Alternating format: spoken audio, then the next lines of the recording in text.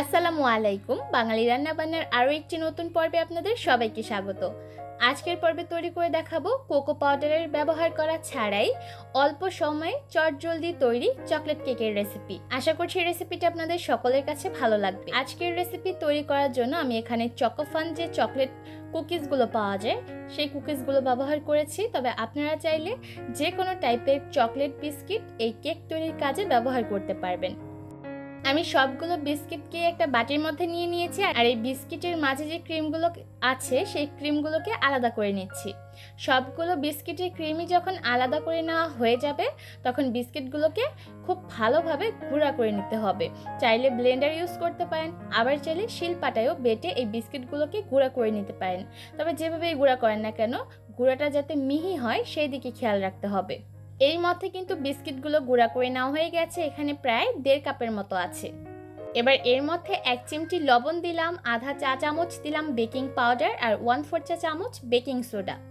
এই কেকে অবশ্যই বেকিং সোডাটা ব্যবহার করার চেষ্টা করবেন, আর এই বেকিং সোডার কারণে কিন্তু কেকটা খুব সুন্দরভাবে ফুলে উঠবে।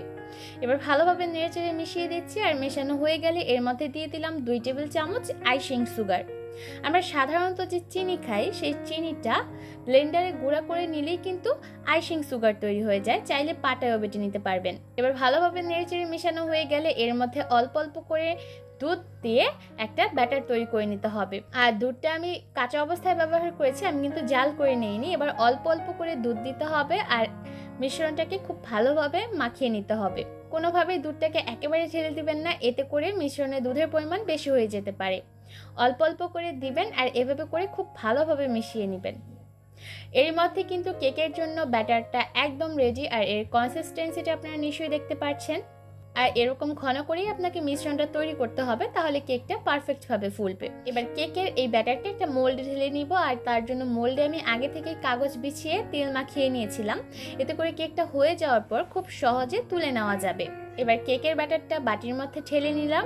এবার এই কেকটাকে আমি চুলায় বেক করবো, আর চুলায় কীভাবে কেক বেক করতে হয় তার কয়েকটা ভিডিও কিন্তু আমার চ্যানেলে অলরেডি আপলোড করা আছে, আমি ডেসক্রিপশন বক্সে লিঙ্কগুলো দিয়ে দিব, আপনারা চাইলে সেখান থেকে দেখে নিতে পারবেন। প্রায় 30 মিনিট পর আমার কেকটা কিন্তু হয়ে গেছে, আর এটা কিন্তু পারফেক্টভাবে ফুলেও গেছে। এবার কেকটাকে আমি মোল্ড আউট করে নিব, আর মোল্ড আউট করে নেওয়ার পর আমি কেকটাকে একটু কেটে দেখাই এর ভেতর অংশটা কতটা সফট হয়েছে। দেখে নিশ্চয়ই বুঝতে পারছেন কেকটা কিন্তু খুব পারফেক্টভাবে ফুলেছে, আর এই কেকটা খেতে এতটাই টেস্টি ছিল যে আপনারা বাড়িতে ট্রাই না করলে বুঝতে পারবেন না। আশা করছি আমার আজকের রেসিপি আপনাদের কাছে ভালো লেগেছে। আজকে আমাদের এখানে বিদায় নিচ্ছি, ভালো থাকবেন সবাই, আল্লাহ হাফেজ।